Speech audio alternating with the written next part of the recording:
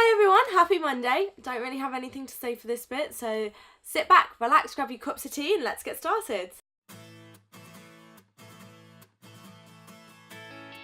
Hey everyone, today we are going to be reviewing Out of the Ashes by Michael Morpurgo. So if you don't live in the UK, or you don't remember, or you weren't born, 2002 we had a illness go through our farms called foot and mouth disease. This affected cloven-hoofed animals such as pigs, cows and sheep. It was very horrible. What happened was when the farms were infected with this disease, all the animals had to be killed and burned to stop the spreading. It spread all over the country, thousands and thousands of animals were killed. It affected trade, tourism, families' homes, livelihoods. Everything was destroyed. So this book is a fictional story based on completely real events. Michael Morpurgo at the time owned a farm down in Devon, so he was somebody who was affected by this as well. So we'll get on to the story. It is a diary, much like the Princess Diaries, but better. And it is written from the point of view of a girl called Becky Morley, whose parents own a farm. So at the beginning, she gets the diary for Christmas and she decides, I'm going to write a diary whenever something interesting happens. It starts off with usual teenage things, apart from the fact that she is a farmer as well. So her dad gives her some sheep so that when lambing happens, which is the birth of lambs, she helps birth these lambs all on her own. And as the book goes, foot and mouth starts happening around the country. People are starting to get scared. And it's about how it affects her parents and her, and as it goes on. In regards to the writing style, it's written quite simplistic. If you can look inside the book, the words are quite big, they're spread together, there are pictures. It is written for a younger audience. I don't think that in any way diminishes this book at all. Just because it is written for younger audiences doesn't mean that older audiences can't read it, understand it, appreciate it, and feel for these characters. It's written in a way that this is a very complex issue. You know, governments and everyone all got involved in this and how to deal with it and everything like that. And that's not what this book is about, but it is a complex issue. And I think it's quite difficult to understand something like this, especially if you've never lived through it. You don't belong to a farm. I live in a small village, very farming, and even though my family aren't farmers, my friends were farmers. I remember disinfectant being everywhere at the time. You had to disinfect your boots. You'd go to camp, you'd have to disinfect your hands. I mean, the smell of disinfectant was just everywhere. You couldn't walk your dogs over the fields anymore. You know, there was a lot of restrictions put in place, and that was just for normal people who didn't have farms. So, and I think it's quite difficult to try and explain this whole culture, you know, this whole period of time to a young person who has no understanding of this, who if they lived in a city, they've never really been to the farm, they don't know farming culture, and they weren't alive, or they don't remember this happening.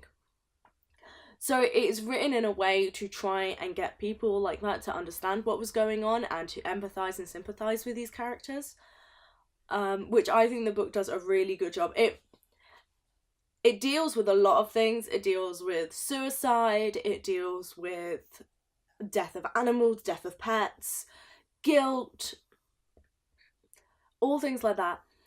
And it's written, it's very blunt. It doesn't try to hide what's been happening. It doesn't try and kind of use softer words to explain it, especially the suicide aspect. It doesn't use softer words to explain what happened. It's very clear what was happening in the book, and it doesn't try and hide, which I think is a great strength of the book. It's very simply put. This happened, this happened, this happened. No one tries to hide from it. The book doesn't try and fluff it up at all, which I think is really good. It doesn't go into extreme complex feelings.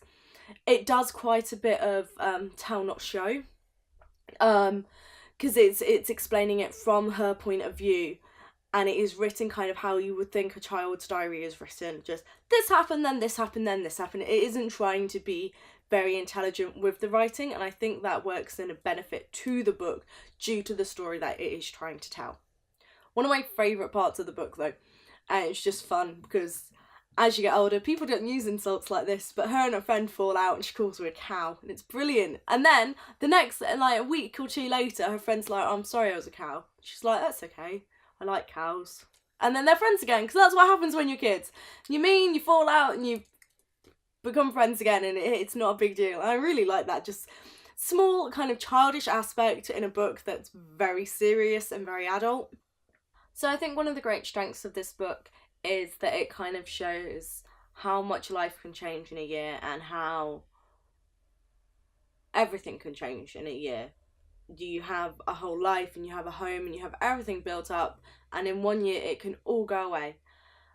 And within that year it can also be brought back. It's a really interesting story of survival, perseverance, and a family. It has my favourite line in the book, and it might be one of my favourite lines in all of literature after George Orwell.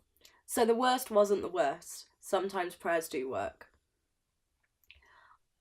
And I think that really sums up this story of survival and perseverance and change. That some things that you think are the worst thing in the world to happen, there are worse things. And if you can survive those, you can survive anything.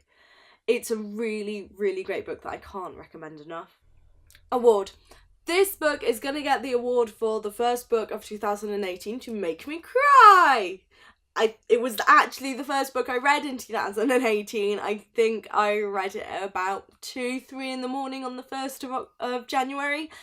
Yeah, I cried. It was really good. Alright. Okay, that's it for today. I hope you're all having a great week, and I will see you again on Friday. Don't forget you can follow me on Twitter and Instagram at JennaBethL, and I will see you all on Friday. Bye.